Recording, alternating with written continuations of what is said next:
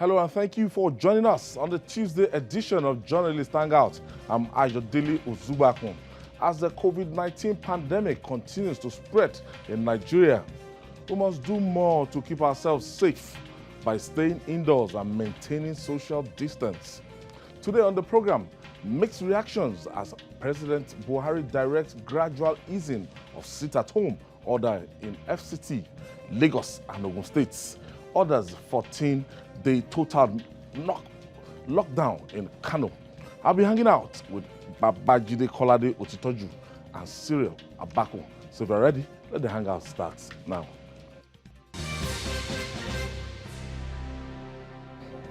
Thank you for joining us.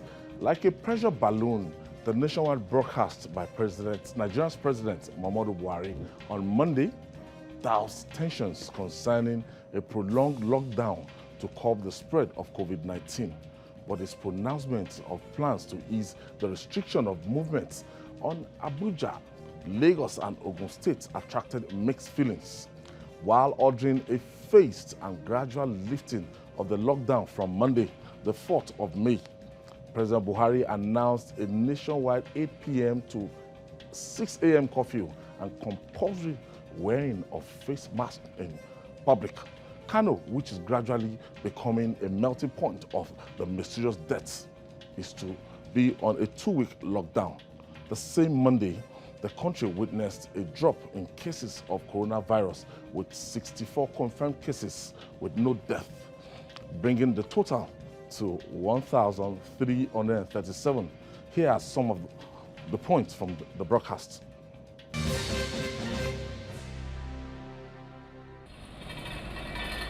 These are trying times for billions of people across the world. In the wake of the COVID-19 pandemic, countries are taking measures to combat the deadly virus as it spreads rapidly and cripples the global economy. Based on the advice of the Federal Ministry of Health and the NCDC, I am directing the cessation of all movements. As a result of the rise in the number of confirmed cases of coronavirus in Nigeria, President Muhammadu Buhari ordered a lockdown in Abuja, Lagos and Ogun states from Monday the 30th of March. As at 24th of March, the country had just 131 confirmed cases of COVID-19. By 13th of April, some 14 days after, the figure rose to 343 and 10 deaths. But after a month of lockdown and several interventions put in place by the federal government to contain the virus, the country recorded 1,273 cases, putting the increase rate at an all-time high. The 28-day lockdown took a great toll on the country's economy. The government was initially at crossroads over what to do with the ever-growing figure of the pandemic across the country. Now, the poor citizens are agitating for the lockdown to be relaxed. President Buhari maintained the existing lockdown order and approved a phased and gradual easing of lockdown measures on Lagos, Ogun, FCT effectively from Saturday the 2nd of May. I have approved a phased and gradual easing of lockdown measures in FCT, Lagos, and Ogun State effective from Monday, 4th of May, 2020. The president reeled out highlights of the new nationwide measures. A. There will be an overnight curfew from 8 p.m. to 6 a.m. This means all movements will be prohibited during this period, except for essential services. B. There will be a ban on non-essential interstate passenger travel until further notice. C. Partial and controlled interstate movement of goods and services will be allowed for the movement of goods and services from producers to consumers. And D. We will strictly ensure the mandatory use of face masks or coverings in public in addition to maintaining physical distancing and personal hygiene. The president says the revised guidelines do not apply to Kano as the state is still under total lockdown. These revised guidelines will not apply to Kano State. With regards to Kano, I have directed the enforcement of a total lockdown for a period of 2 weeks effective immediately. The federal government shall deploy all the necessary human, material, and technical resources to support the state in controlling and containing the pandemic and preventing the risk of further spread to neighboring states. With about 3 million people infected worldwide by the ravaging pandemic, Nigeria has recorded 40 fatalities, while several people have been discharged after treatment. It might take more time for life and business to fully resume. Babajide, the lockdown, Lagos, Ogun, and Abuja, inevitably it was extended. I couldn't lay my hands. I couldn't predict what Mr. President was going to say yesterday, but it was a difficult decision to take. Well, any decision with the potential to inflict pain on the people would definitely be difficult to take for any president. Nobody wants to see his people suffer. And the president must have really weighed his options. But I knew he would do what he did. And if you heard me yesterday, I was saying that if I were in his shoes, I would listen to the experts. What are the experts saying? The experts believe that it was not time to end the lockdown. And in matters like this, we have to respect the experts. And when I'm talking about the experts now, I'm talking about the caregivers, the NMA, and other people. They have facts that the rest of us do not have. Because in situations like this, many people have suddenly become experts at analyzing what's going on. But the truth is, not everyone is an expert. And many people do not even have enough information about what we are going through and why some of the actions of the president are necessary. If you look at what's going on across the world, no president would say, look, the people have suffered enough, let me just end this thing immediately. It's about choices. Do you end the lockdown and then sit back and watch your people die like flies? No president will want to do that. And for some of the people who are saying the president must end the lockdown, if the president takes that decision and we start hemorrhaging deaths, they are the same people who will say, oh, Mr. President didn't know the kind of decision to take. They are going to criticize him. So, as a president, as I always say, you must take a decision. No matter how painful, you must be ready to take that decision. And the president has not done anything out of the ordinary. He has done exactly what some of the presidents across the world are doing, even those of them who have imposed up to 7 weeks or 8 weeks of lockdown in their country. What you do is you gradually ease the lockdown. You are not going to end the lockdown suddenly. If you do that, then you regret it. Because even now in Germany, where the lockdown has been eased, the report is that the coronavirus has begun to spread rapidly. So within them now, they'll be asking themselves, why did we take this decision? So you see the case of Boris Johnson, he said, look, what we need to do at this time is a gradual easing of the pain of the lockdown. He's saying now that from 1st of June, hairdressers, salons, and bars will open. Retail shops will open from the 18th of May. Sports teams are to start group training from the 18th of May. It's not saying from 18th of May they can start playing. He said they will start group training.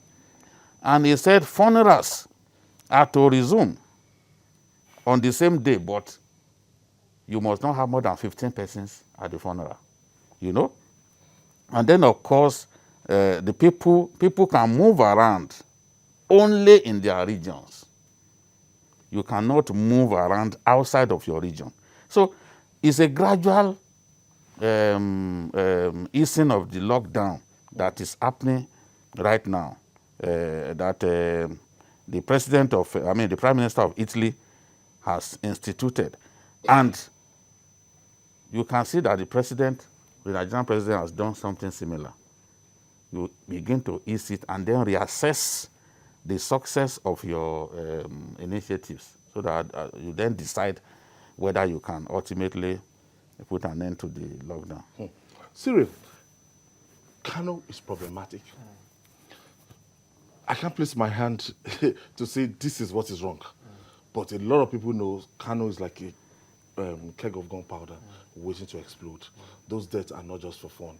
Even though if you can't substantiate it, that those people dying, that they died as a result of COVID-19, but they need attention.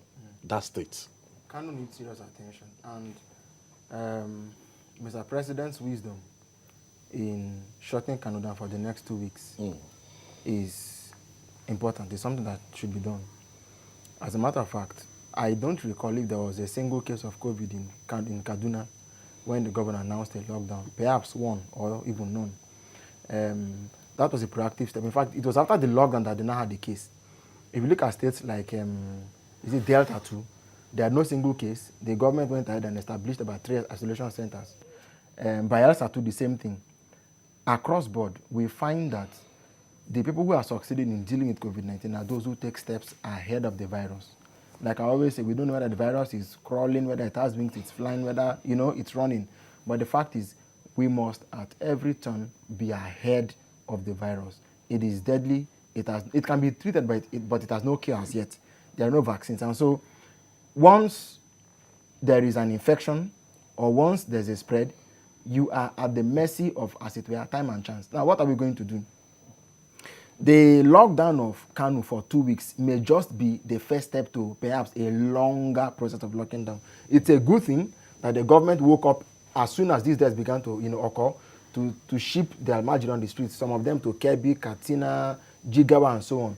The reality is that you cannot fight COVID-19 with measures that are different from those who have succeeded in fighting it. Look at New Zealand today. What the news we have from New Zealand, the Prime Minister is saying that, look, they've succeeded in eliminating the virus. As it is today, there are no new infections. And then, so success in New Zealand these are the things we should be, he was talking about earlier, was talking about Germany and Britain. Ayo, there is no measure can be seen to be too drastic in dealing with COVID. And that is why I think that for state governments that feel that easing the lockdown may not pay them off easily, we can understand. But what we're going to say is this. We can borrow relief from Kaduna that has extended the lockdown by another 30 days. So governors must cash in on the reality of their own meeting, the state teleconference that they held, and they said, look, that they are going to extend, that they are going to decentralize the war against the virus by implementing interstate lockdown, which the president also has agreed to. And so each government, each state governor or government should now look back and look at what they can borrow, what they must not borrow, and see how they can fight COVID as an internal issue. If even in Britain, the Prime Minister said, even with the gradual easing of the lockdown, you can only travel within your region. It only goes to that, even with the gradual easing of the lockdown, the governor said at that time that burials can take place within the next 2 weeks. All of these are steps, but you see, at looking at public mood and responding to it, each state government must ensure that it, away from what the president has said, now looks inwards and begins to, it's a good thing that in Kano, for instance, they've started testing again. I think that was what the NCDC said yesterday. The Kano case is bigger than what we think. We must make sure that every governor must take control of his own state and deal with COVID effectively. Now, Jide, what the Governors Forum actually advocated for is what the president has implemented now, that interstate travel ban, except for essential worker. So one of the major problem of this COVID-19 is that, those that contacted it in Lagos, like the man that contacted in Lagos, a policeman that went to those states, And you know how many people would have been, from him to move from Lagos to Ondo State, how many people he encountered and how it would have affected if there's a kind of effective lockdown from banning interstate travel. I'm sure it's not going to spread. Some people left from Lagos, they went to Kaduna. Some people left from Lagos, went to Maiduguri and Sokoto, Taraba, Nasarawa, Jos. All of the cases that we have seen, especially for states making their debut,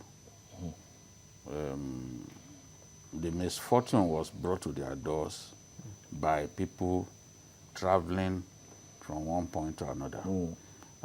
Lagos, Italy, FCT. the Italian Prime Minister has said you can travel only within your region because he knows that from commuting up and down, this thing can be transmitted.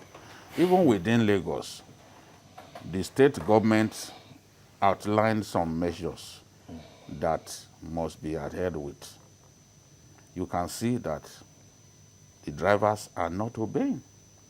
You are not supposed to put more than 60% of the capacity of your bus. But they are still filling their buses to the brim. Now, El-Rufai has come up with a lockdown for 30 days. But his efforts can be compromised by people traveling in from Kano and other places. And we have seen the evidence of that. Some Almajiri that were sent back to Kaduna because Kano sent Almajiri back to their states of origin. 5 of those sent from Kano to Kaduna tested positive to coronavirus. You know the way those Almajiri move. So you can see why the governor of Kaduna has given the instruction. I don't want people coming into the state or passing through the state. Go back. There was a vehicle that they sent back to Kano yesterday. Send them back. This is not the time for that. And when the president came up with the idea of a curfew, he was trying to put an end to those night travels, because we've said it repeatedly on this program that people are still traveling at night. You know, they're still traveling at night. Security operatives take money from them and allow them to go. So if the curfew is in place, you know that you cannot travel. Once it's 8 o'clock, if you are still moving around, you risk arrest. So we have to, governors must enforce that decision that they have taken. People can't be moving around at night. If they keep moving around, you can have curfew from now till kingdom come. The thing will still be transmitted. Because those coming in, those drivers and other people will affect the innocent people who are in your own state. They will bring the virus to your door. So the best thing to do is to ensure that they are not, that people do not come into your state. Handle the ones that you have in your state. You can deal with the situation if you do not have to deal with the influx of people from different parts. Look at a state like Kogi, for example. Let me show. Kogi is a peculiar state in our country because it shares boundary with 9 states and the FCT. From the east. Nasarawa, From the west. Niger, Benue, Anambra, Enugu, Ekiti, Ondo, Kwara, Edo, and FCT. They all share boundary with Kogi State. Comprehensive. You know? So, like in Kogi East, the Igala-speaking area, they share boundary with Benue, Anambra, and Enugu. Yeah. You know? So, the Yoruba-speaking part with Ekiti. With Ondo. You know? And Kwara. Yes. In Okene, Edo. With Edo. And even Kogi local government of Kogi State shares boundary with Nasarawa. In fact, there is a tribe in Nasarawa that the language they speak is basically Ebira. So, a state like this, I can tell you that when they begin to do checks, if the checks are sustained, tests are sustained, you will be amazed that people are carrying this virus. The governor is saying that, oh, nobody, what have they done? Have they been testing people? I wish Nigeria was like other countries where these tests are easy. In Dubai, for example, you can be inside your car. It's a drive-in test. You just, no physical encounter with an individual. And then your status can be known. It's in Nigeria that we are saying, no, it's only people who suspect that they carry it, they are carrying the virus that will be tested. Elsewhere, in Dubai, if you can pay your money, 370 dirham, they will test you. Just walk in and be tested. Anybody who feels that is needed to know his status can be tested. That's the way it should be. There are many people who do not know that they are carrying the virus. They are walking around and infecting people. A lot of our people, look at the bulk of the caregivers, doctors and nurses that have died. Do you know how they died? The people who died were not what you call first line of defense against this virus. A lot of them were infected in the private hospitals, not even knowing that the people they were treating were infected. Because these people will come and refuse to tell you their travel history. Very difficult. So that's where most of them, because look, the question is, if they were properly kitted, they were wearing their PPE, of course it will offer them protection. But for a lot of these people, they were not, because they didn't know that they were dealing with people who are infected. So they will have started treating them before they discover the truth. See, what's the impact of the significance of that 8 p.m. to 6 p.m. curfew? Well, in a state like Lagos, if I go to work, I'm on the 3rd Mainland Bridge, 8 p.m., and I'm stuck in that bridge, hardly can I find my way to my house before 9. No, I think that it ties into what Jude was saying earlier. The president, in my thinking, has taken a decision that the scientists may not be at home with. But it appears that it suits practical, perhaps economic and populist yearnings, because people want to be out on the streets. They are hungry, they want to go out and make money and so on. Some of them want to go to strip bars. Now, today, there was an accident on 3rd Mainland. I think that thing was a truck conveying water. I think the head of the truck actually went off. The driver was bleeding and so on. The reality is this, Ayo.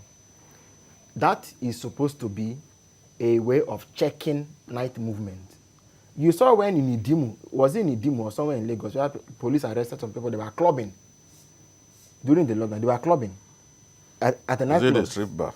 Eh? The strip bar? Yeah. I think it's in Lekki.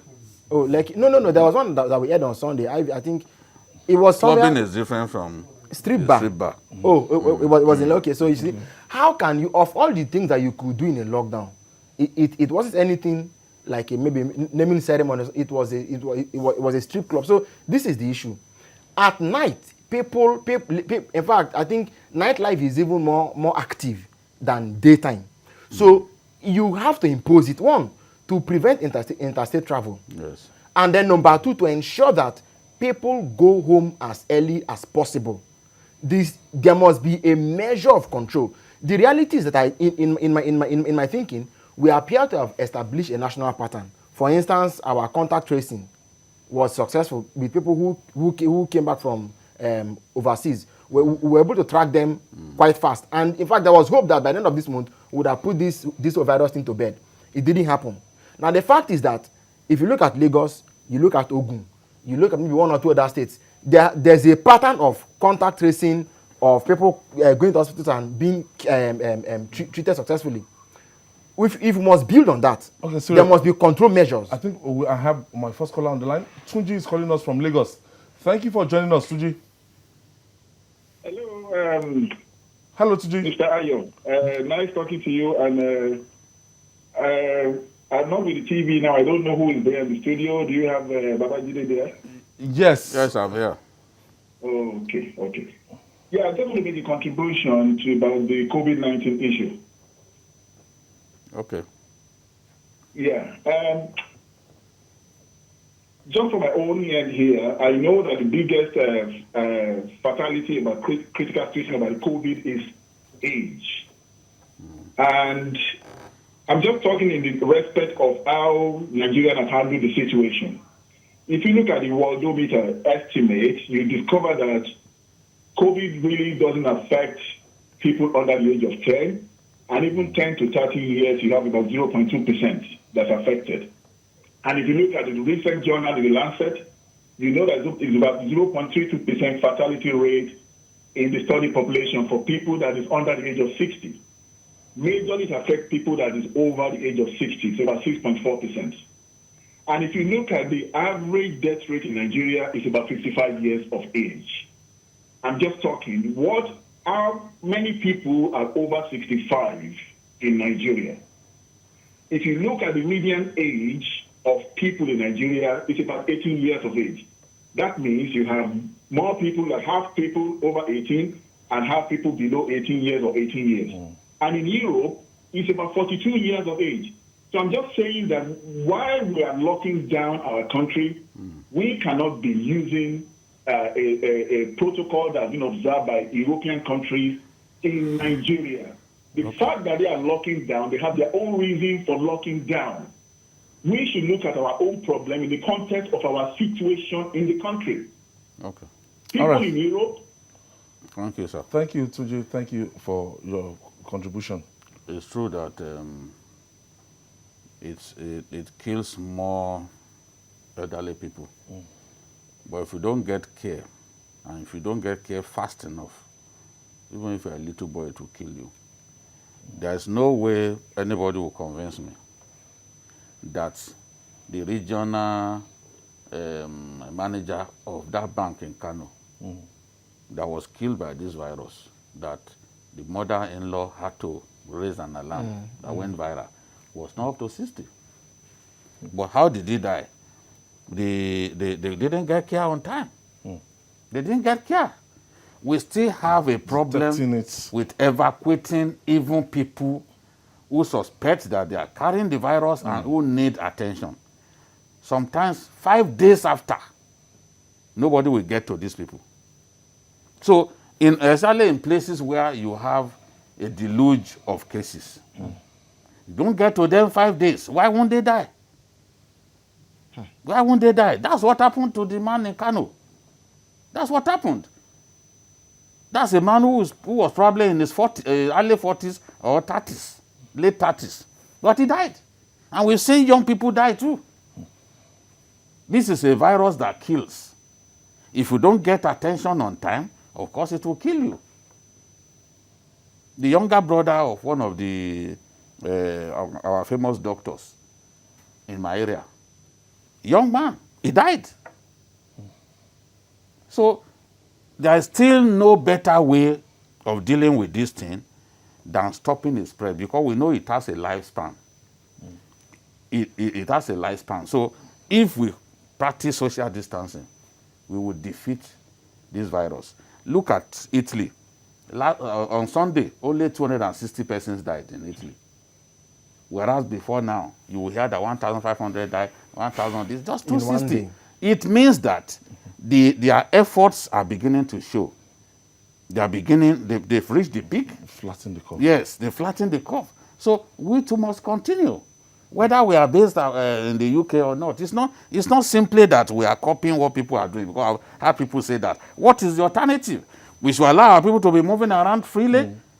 The states that have allowed people to do what they like, what is the result? The other day we were even cracking a joke here that what is the magic that they did in Kano? Kano has not recorded any case. So can any of us talk like that now?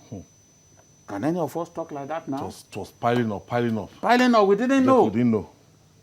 What we'll have is a situation in which, this state has not had any case. Suddenly, they will have 5 at once. Gombe, they didn't have any case. They had 5 at once. Taraba, they didn't have any case. They had 5 at once. To start spreading like wildfire. And it takes one person. One person can enter an area and they will start infecting people. That's what happened in Adamawa. And the governor said, I don't want to see any journalist anymore, because it was a journalist that brought it. Fortunate. So this is the thing. Mr. Toji, we have no choice. The protocol that we have copied, as people are saying, is still the best and the cheapest way. Yes, that's the best and way. we are seeing countries that have succeeded with it. At least when you look at countries like South Korea, they've done well. People can see even Taiwan, they manage it well. We can copy those countries. Okay. Yeah. We'll go on this break. When we come back, we'll talk more. It's still Journalist Hangout. Please don't go away. Stay with us.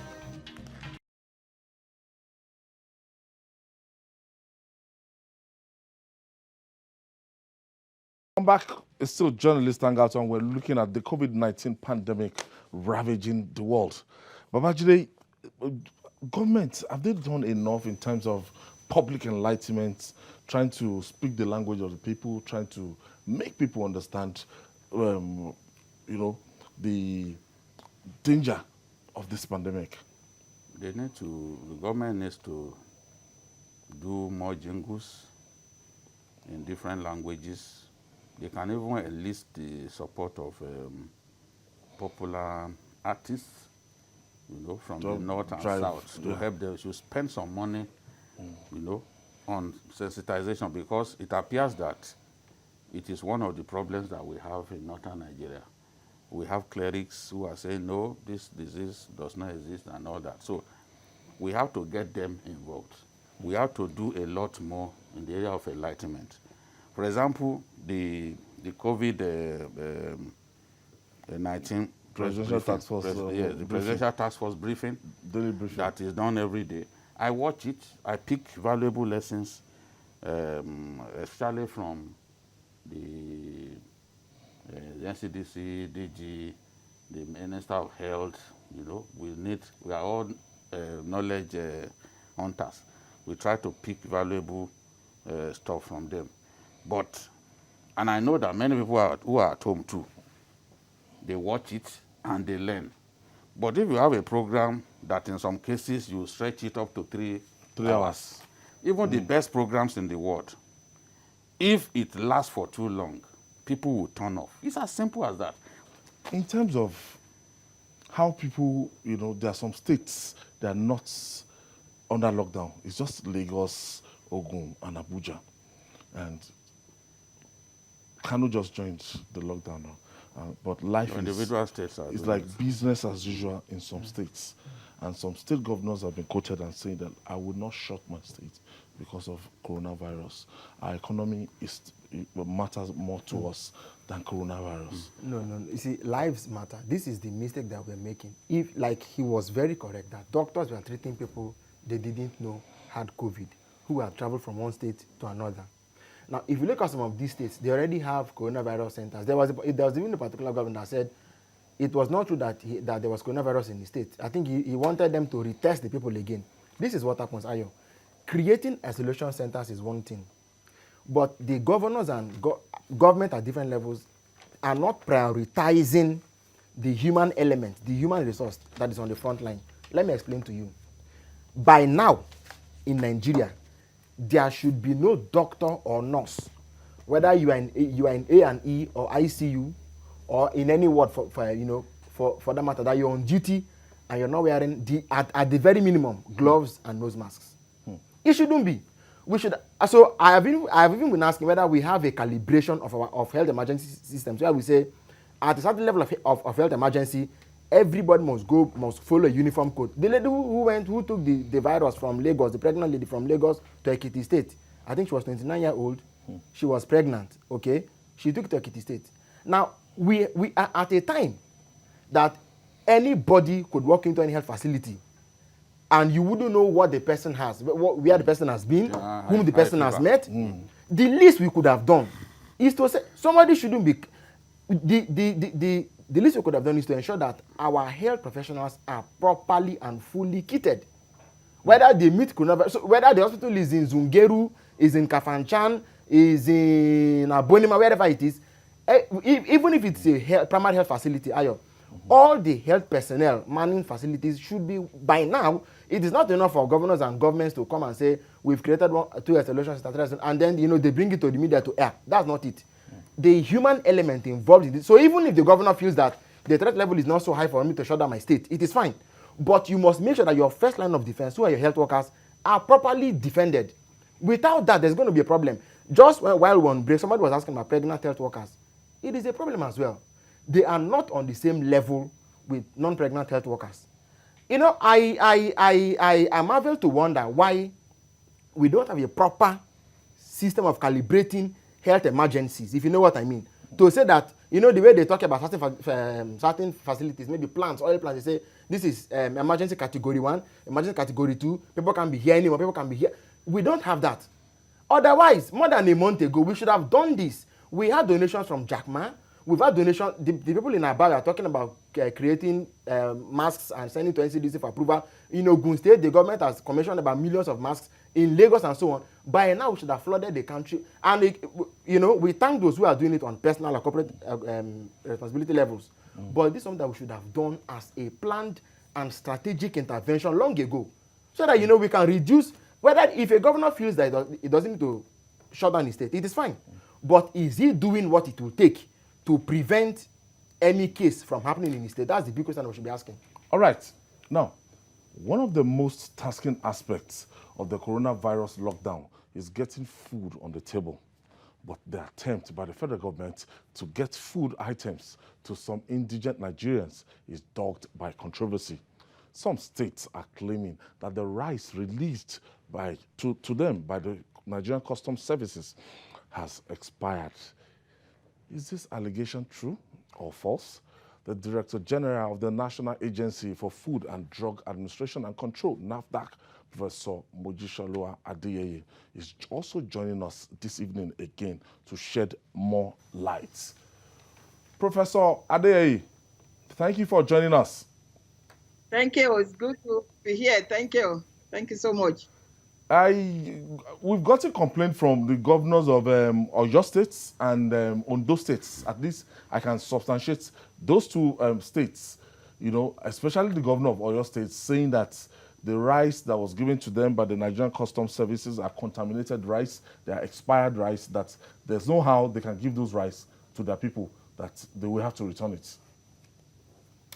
Well, thank you so much for inviting me. NAFDAC's business is to ensure that the health of the country is protected, whether it is through food or through drug. We got invitation to sample rice from Idiroko, from Ogun State, and from Ikeja Customs. Our staff went to Idiroko and Ogun to sample the rice, and they also went to Ikeja to sample rice. The samples are still left in our lab in Oshodi. We tested the samples and they passed.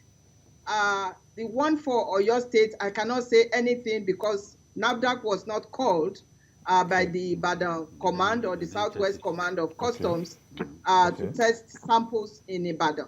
So I cannot say anything about the Ibadan Command rice that went to Oyo and possibly to Osun. Babajide, Prof, we'll come back to you. Babajide, you remember we said it on the show that already those imported rice at a point in time they come to Nigeria would have spent like 4 or 5 years or 10 years before it's rebagged, and it went through confiscation from the Nigerian Customs saying that this is not good for our health. And the federal government is now saying, okay, 170 trucks across the country, it should be released to indigent Nigerians. And if the Oyo State government is saying that we can't give this to our people, can you read something between the line? No, you see, we politicize everything in our country. The way the customs packed those bags of rice, they are definitely going to get spoiled. If you put bags of rice on the bare floor in a place that emits heat, you put them on the bare floor for too long, the rice will go bad.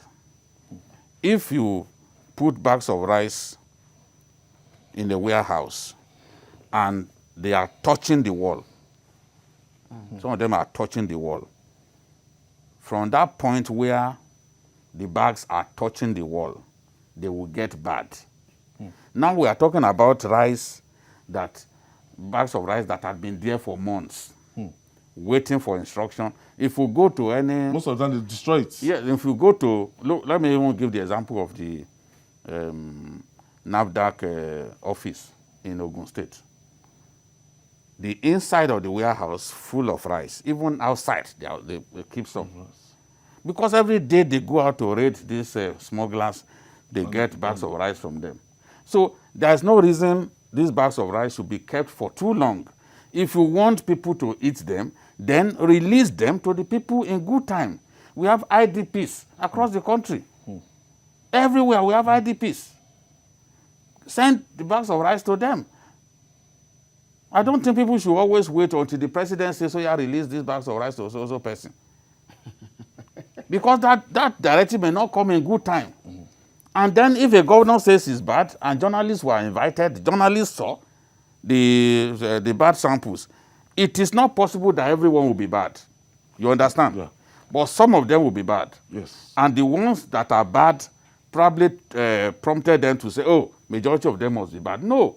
The ones that were placed on the ground, those are the ones that are likely to get spoiled. The ones that touch the wall, those are the ones that are likely to because the wall will generate heat that will eventually damage the rice. So this is the thing. I don't know why, for example, the sample, maybe Prof will explain to us why they didn't get to test the All one for the Ondo bags State. for, yes, Yeah, across the I don't country. know why. All they- the custom formation across the country. Why is it the one of just Lagos and Ogun states that NAFDAC was able to test? Prof? Why didn't they bring the sample from Oyo State for you to test? Please say that again. Why didn't they bring the sample from Oyo State and some for other Oyo parts State of the for you country to test? For you to test. And then certify them fit for consumption? Yes, that's a good question. I don't know why NAFDAC was not called to take samples from the Oyo State Command to test, but we weren't called. So if we don't, if we're not invited to come and take samples, we cannot go there. Now, the ones that you tested, were they good enough? Say that again, sir. The ones that you tested, you know, Yes. for other states, were they good enough? The ones that we tested were good enough, and the samples are still, so the rest of the samples are still in the lab in Oshodi. I believe that the ones that we tested for Ogun was distributed to Ogun.